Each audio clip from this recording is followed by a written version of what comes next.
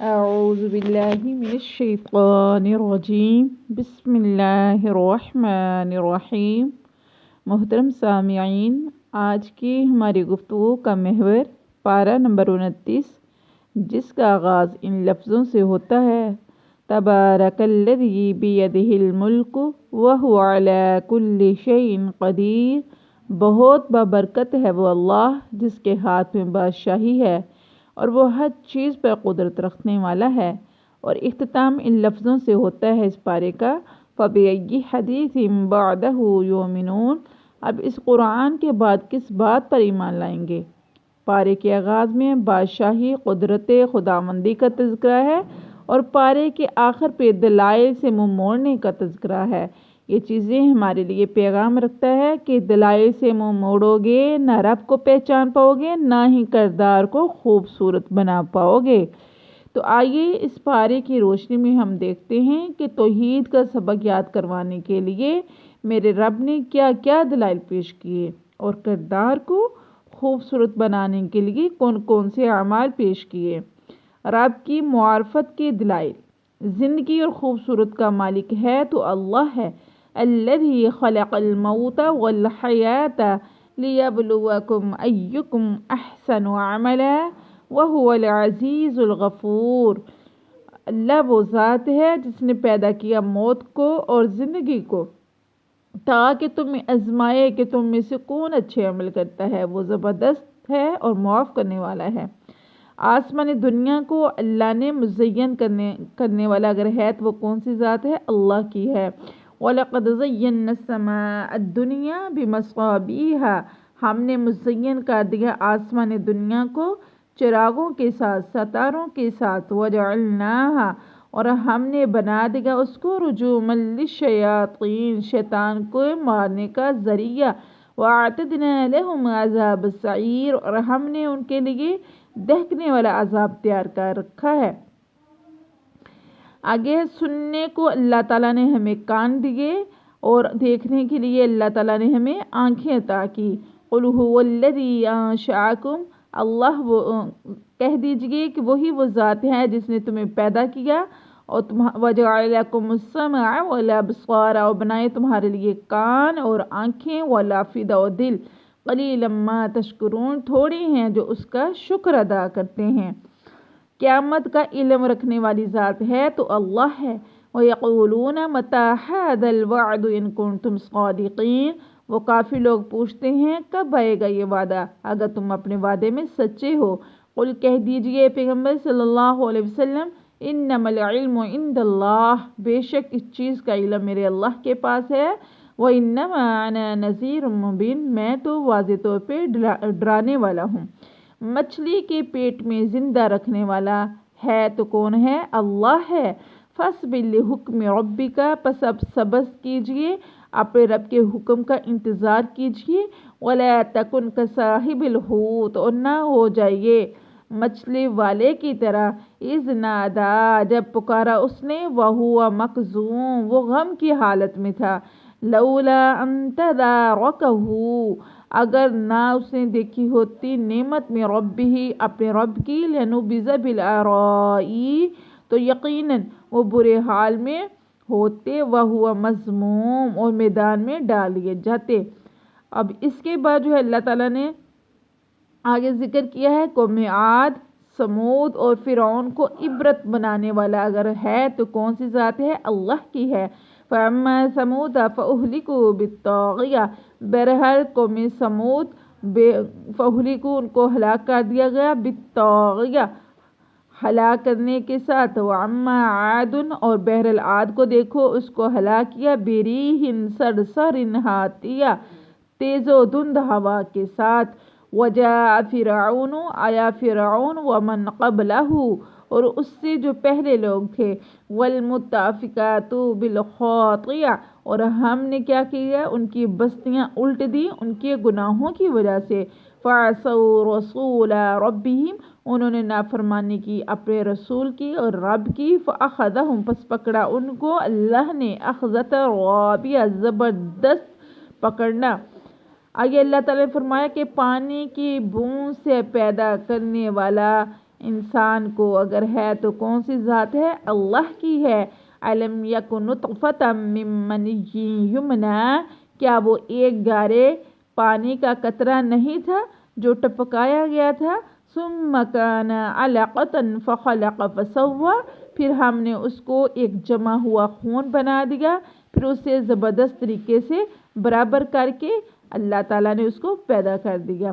انسان کو نیکی اور بدی کا اختیار دینے والا ہے تو کون ہے؟ اللہ ہے۔ انا ہدیناہ السبیل اما شاکرا و اما کفورا، ہم نے اسے ہدایت کی راہ دکھائی، اب خواہ وہ اللہ کا شکر گزار بندہ بنے یا وہ اللہ کا ناشکرہ بندہ بنے۔ کردار کی خوبصورتی کے اعمال کیا ہونے چاہیے؟ سب سے پہلے دل میں اللہ کا خوف ہونا چاہیے۔ ان الذین یخشون ربہم، بے شک وہ لوگ جو ڈرتے ہیں اپنے رب سے، لہم مغفرۃ واجر کبیر، ان کے لیے مغفرت ہے اور بہت بڑا اجر ہے۔ جو انسان کا جو کردار ہے اس کی خوبصورتی کیا ہے؟ ایمان بھی اللہ پہ ہو اور توکل بھی اللہ پہ ہو۔ قل هو الرحمن آمنا، کہہ دیجئے کہ ہم ایمان لائے ہیں اللہ پر، وعلیہ توکلنا، اور ہم اسی پہ بھروسہ کرتے ہیں۔ فستعلمون، ان قریب تمہیں جان لوگے، من ہوا فی ضلال مبین، کہ وہ لوگ کیا تھے؟ سری گمراہی پر تھے۔ کردار کی خوبصورتی کے لیے ایک یہ بھی ہے کہ رب کی مخلوق کے ساتھ تمہارا اخلاق اچھا ہونا چاہیے۔ وَإِنَّكَ لَعَلَىٰ خُلُقٍ عَظِيمٍ، اور بے شک تو بہت بڑے اخلاق پر ہے۔ آگے اللہ تعالیٰ فرما رہے ہیں کہ پہچان ہو قیامت کی، ہولناکیوں کی پہچان ہو۔ یوم تکون السماء کالمہل وتکون الجبال کالعہن ولا یسأل حمیم حمیما یبصرونہم یود المجرم لو یفتدی من عذاب یومئذ ببنیہ وصاحبته وأخيه وفصيلته التي تؤويه ومن في الأرض جميعا ثم ينجيه كلا إنها لظى نزاعة للشوى تدعو من أدبر وتولى وجمع فعوى، جس دن آسمان تیل کی تلچھٹ کی طرح ہو جائے گا اور پہاڑ رنگین اون کی طرح ہو جائیں گے، اور کوئی دوست کسی دوست کے کام نہیں آئے گا، ایک دوسرے کو دکھائے جائیں گے۔ گناہگار اس دن کے عذاب کے بدلے میں فدیے میں اپنے بیٹوں کو، اپنی بیوی کو، اپنے بھائی کو، اپنے کنبے کو جو اسے پناہ دیتا تھا، روئے زمین کے سب لوگوں کو دینا چاہے گا تاکہ یہ اسے نجات دلا سکیں، مگر یہ ہرگز نہیں ہوگا۔ یقیناً وہ آگ ہے جو منہ اور سر کی کھال کھینچ لانے والی ہے، ہر شخص کو پکارے گی جو پیچھے ہٹتا ہے اور منہ موڑتا ہے اور جمع کر کے سنبھال کے رکھتا ہے۔ اللہ تعالی ہم سب کو محفوظ فرمائے۔ آگے کردار کی خوبصورتی یہ بھی ہے کہ وہ نماز کی پابندی پڑھتا ہو۔ والذین هم علی صلاتهم یحافظون، وہ لوگ نماز کی حفاظت کرتے ہیں۔ اولئک فی جنات مکرمون، اور یہی لوگ جنت میں عزت والے ہوں گے۔ دن رات آواز ہو تو توحید کی آواز ہو۔ قال رب انی دعوت قومی لیلا ونہارا، نوح علیہ السلام نے کہا کہ اے میرے پروردگار، میں نے اپنی قوم کو دعوت دی دن اور رات۔ آگے ہے استغفار کی کثرت زیادہ ہونی چاہیے۔ فَقُلْتُ اسْتَغْفِرُوا رَبَّكُمْ إِنَّهُ كَانَ غَفَّارًا، میں نے کہا استغفار طلب کرو اپنے رب سے، بے شک وہ گناہوں کو معاف کرنے والا ہے۔ يُرْسِلِ السَّمَاءَ عَلَيْكُمْ مِدْرَارًا، وہ برسائے گا تم پر آسمان سے بارش، وَيُمْدِدْكُمْ، اور زیادہ کر دے گا تمہیں، بِأَمْوَالٍ مال میں، وَبَنِينَ اور بیٹوں میں، وَيَجْعَلْ لَكُمْ بنا دے گا تمہارے لیے جنات باغات، وَيَجْعَلْ لَكُمْ أَنْهَارًا، اور تمہارے لیے نہریں بھی نکال دے گا۔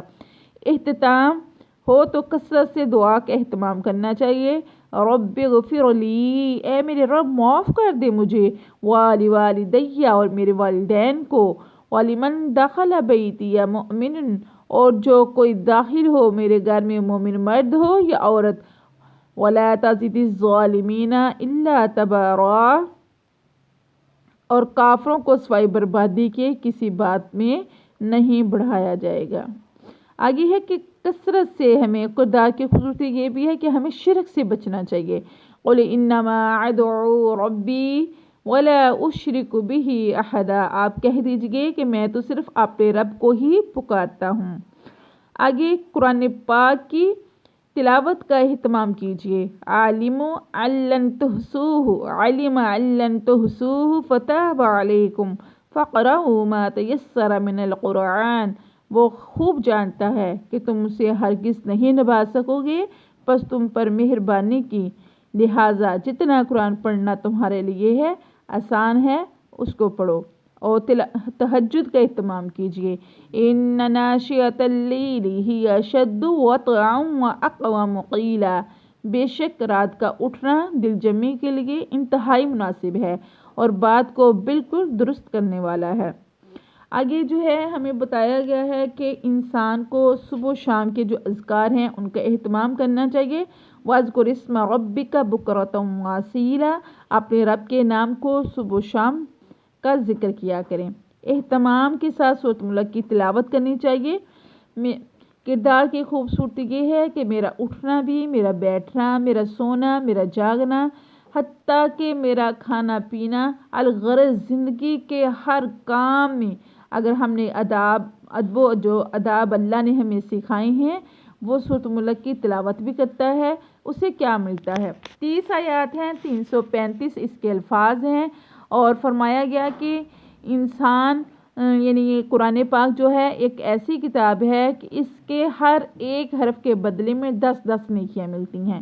تو آئیے ہم دیکھتے ہیں کہ سورۃ ملک کا اہتمام کرنے سے اللہ تعالیٰ کون سے انعامات سے ہمیں نوازتا ہے۔ سیدنا عبداللہ بن مسعود رضی اللہ تعالی عنہ کی حدیث ہے، سورۃ تبارک ہی ملمعمۃ من عذاب القبر، یہ سورۃ الملک ہے جس کا پڑھنا عذاب قبر سے نجات کا سامان بن جایا کرتا ہے۔ دوسرا انعام ہے سیدنا ابو ہریرہ رضی اللہ تعالیٰ عنہ کی روایت ہے، قال رسول اللہ صلی اللہ علیہ وسلم شفعت لرجل حتی غفر له، جو شخص سورۃ ملک پڑھے گا اس انداز سے یہ سورت اس شخص کی سفارش کرے گی حتیٰ کہ اس کو معاف کر دیا جائے گا۔ تیسرا انعام یہ ہے، سیدنا ابو ہریرہ رضی اللہ تعالیٰ عنہ سے روایت ہے، قال رسول اللہ صلی اللہ علیہ وسلم شفعت لرجل فاخرجته من النار وادخلته الجنہ، یہ سورۃ ملک ہے، اس انداز سے سفارش کرے گی کہ پڑھنے والے کو جہنم سے نکالے گی اور جنت کا مہمان بنا دے گی۔ چوتھا انعام ہے سیدنا انس بن مالک رضی اللہ تعالیٰ عنہ کی حدیث روایت ہے، قال رسول اللہ صلی اللہ علیہ وسلم خاصمت عن صاحبها حتی ادخلته الجنہ، یہ سورۃ ملک ہے، اس انداز سے جھگڑا کرے گی، وکالت کرے گی کہ پڑھنے والے کو جنت میں داخل کر دے گی۔ میری اللہ رب العزت سے دعا ہے کہ خالق و مالک مجھے اور آپ کو ایسی توفیق سے نوازے کہ اللہ ذوالجلال کی عظمت کو بھی ہم پہچانیں اور زندگی کی ان سانسوں کی اہمیت کو پہچان کر اپنے کردار کو بھی خوبصورت بنائیں۔ اللہ تعالیٰ میرا اور آپ کا خاتمہ بالایمان فرمائے اور جنت الفردوس میں اپنے حبیب کی رفاقت نصیب فرمائے، آمین یا رب العالمین۔